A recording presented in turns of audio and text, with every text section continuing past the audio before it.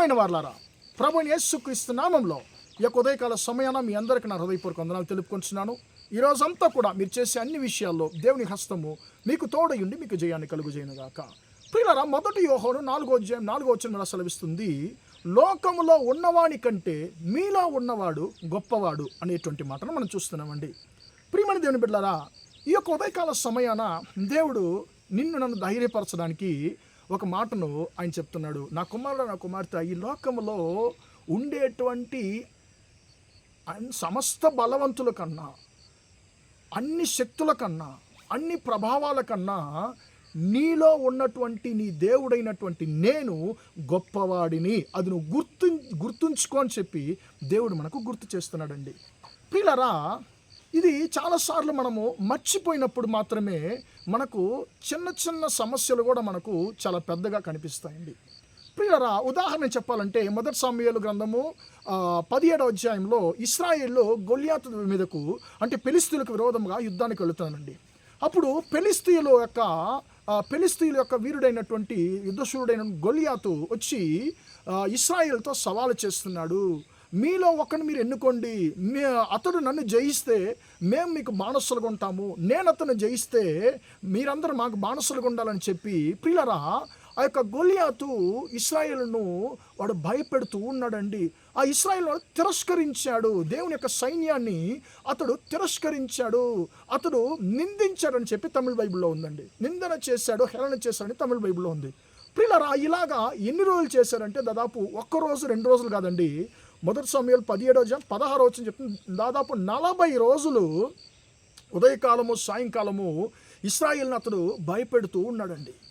ప్రియులారా, ఆ యొక్క ఇశ్రాయేలు ఆ యొక్క గొలియాతు యొక్క మాటలను విని అతను చూసి వానికి ముందుగా గడగడలాడారు, వణికిపోయారు, భయపడ్డారు. ప్రియులారా, కారణం ఏంటి?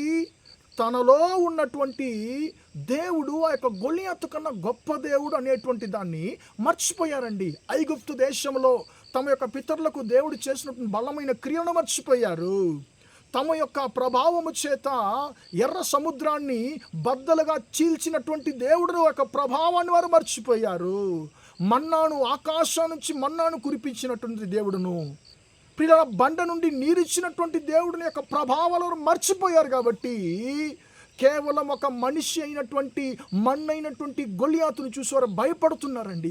ఈ రోజుల్లో మనం కూడా చిన్నదానికి పెద్దదానికి మనం భయపడడానికి కారణం ఏంటంటే, మనలో ఉండేటువంటి దేవుని యొక్క ప్రభావాన్ని, ఆయన యొక్క బలాన్ని మనం మర్చిపోతున్నాం. కాబట్టి మనలో అన్ని విషయాలకు మనకు భయం కలుగుతూ ఉందండి.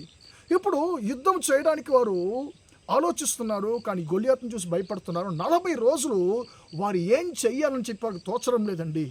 దావీదు వచ్చాడు, తన యొక్క సహోదరులు యుద్ధంలో ఆ యొక్క యుద్ధ సైన్యంలో ఉన్నటువంటి తన యొక్క సహోదరులను చూడడానికి, వారి యొక్క క్షేమాన్ని తెలుసుకోవడానికి దావీదు తన తండ్రి ద్వారా పంపబడ్డాడు. ప్రియులారా, మిగిలిన వారు గొలియాతు మాటలు విని భయపడ్డారు, కానీ దావీదు గొలియాతు మాటలు విని భయపడలేదు. అతనుకు కోపం వచ్చిందండి. అతను అంటున్నాడు, జీవము గల దేవుని యొక్క సైన్యాన్ని తిరస్కరించడానికి సున్నతి లేని ఫిలిష్తీయుడు ఏమాత్రం అని చెప్పి అంటున్నాడండి. అప్పుడు దావీదు అంటున్నాడు, నేను యుద్ధానికి వెళ్తాను, నేను తను గెలుస్తానని చెప్పి అన్నప్పుడు సౌలు రాజు అంటున్నాడు, నీ వల్ల అసలు నువ్వు యుద్ధం చేయలేవు బాబు, నువ్వు చిన్నవాడివి. అతడు తన చిన్న ప్రాయం నుంచి యుద్ధాభ్యాసము చేసినటువంటి వాడు, నువ్వేం చేయలేవు, గెలవలేవని చెప్పి అంటున్నాడు. కానీ ప్రియులారా, దావీదుకు ఒక్క విషయం మాత్రం తెలుసు, ఆ గొలియాతు అందరికన్నా గొప్పవాడుగా ఉండవచ్చు, కానీ ఆ గొలియాతు కన్నా నాలో ఉన్నటువంటి నా దేవుడు వివరించలేనంత గొప్పవాడు, సర్వశక్తిమంతుడు అనేటువంటి దాన్ని దావీదు గుర్తించాడు. ప్రియులరా, యుద్ధానికి ఆయన కత్తులు, ప్రియులరా, బల్యాలు ఏం తీసుకెళ్ళలేదు, దేవుని యొక్క నామము చేతనే గొలియాతు మీద యుద్ధానికి వెళ్ళాడు. కాబట్టి ప్రియులరా, అందరూ చూసి భయపడుతున్నటువంటి గొలియాతును ఒక చిన్న రాయితో అతడు చాలా సులభంగా గెలవగలిగాడు. ఎందుకంటే దేవుడు, తనలో ఉన్నటువంటి దేవుడు బలవంతుడు, గొప్పవాడు అనేటువంటి దాన్ని దావీదు గుర్తించాడు. కాబట్టి వివరించలేని, ఊహించలేని గొప్ప జయాన్ని దావీదు దేవుని యొక్క నామంలో పొందుకున్నాడు. ప్రియమైన దేవుని బిడ్డ, నీలో ఉన్న దేవుడు గొప్పవాడు. ఈ లోకంలో ఉన్న అందరికన్నా, అన్నిటికన్నా, సాతాను కన్నా, మనుష్యుల కన్నా, సమస్త జనుల కన్నా ప్రియులారా, నీలో ఉన్న నాలో ఉన్న దేవుడు గొప్పవాడు. కాబట్టి ఆయన మనం గుర్తించుతాం. ఆయన మనకు ఊహించలేని జయాన్ని మనకు కలుగజేస్తాడు. కాబట్టి ఈ యొక్క మాటను మనం విశ్వాసంగా మనం చెప్తూనే ఉందాము. నాలో ఉన్న దేవుడు గొప్పవాడు, నాలో ఉన్న దేవుడు గొప్పవాడు. లోకంలో ఉన్న అందరికన్నా, అన్నిటికన్నా నాలో ఉన్న దేవుడు గొప్పవాడు. ఆ గొప్పవాడు తనకు అరచేతిలో నిన్ను నన్ను చెక్కుకొని ఉన్నాడు. ఆయన యొక్క చేతును మించి నిన్ను నన్ను ఎవరు ఏం చేయలేరు. నేను ఎవరేం చేయలేరు. నువ్వు దేవుని యొక్క చేతిలో ఉన్నావు. గొప్ప దేవుని యొక్క చేతిలో ఉన్నావు నువ్వు. ఆ గొప్ప దేవుడు నీలో ఉన్నాడు. కాబట్టి మనం ధైర్యంగా ఉందాము. దేవుడు మనకు జయాన్ని కలుగు చేయని కాక ప్రార్థన చేద్దామా. ప్రేమగల మా తండ్రి, దయగల దేవ, ఇంతవరకు ఈ మాటలు విన్న మీ బిడ్డలు మీరు దీవించండి, ఆశీర్వదించండి తండ్రి. లోకంలో ఉన్న వానికన్నా మీలో ఉన్నవాడు గొప్పవాడన్న మాట ప్రకారం తండ్రి, మాలో ఉన్నటువంటి గొప్ప దేవుడైన నిన్ను మనం మర్చిపోయినప్పుడు తండ్రి మాకు అనేక భయాన్ని శత్రువు కలిగిస్తాడు. మేము జయాన్ని పొందుకోలేకపోతున్నాం, మేము ముందుకు సాగలేకపోతున్నాం తండ్రి. ఈ రోజులో తండ్రి తన జీవితంలో నిన్ను మర్చిపోయి తండ్రి, నీ ప్రభావాన్ని మర్చిపోయి తండ్రి, ముందుకు సాగలేక తండ్రి, జయాన్ని పొందుకోలేక సొమ్మసిల్లిపోయిన తండ్రి, యేసయ్య సమస్యలను చూసి భయపడిన సహోదరు ఒకసారి తండ్రి జ్ఞాపకం చేసుకోయ్యా.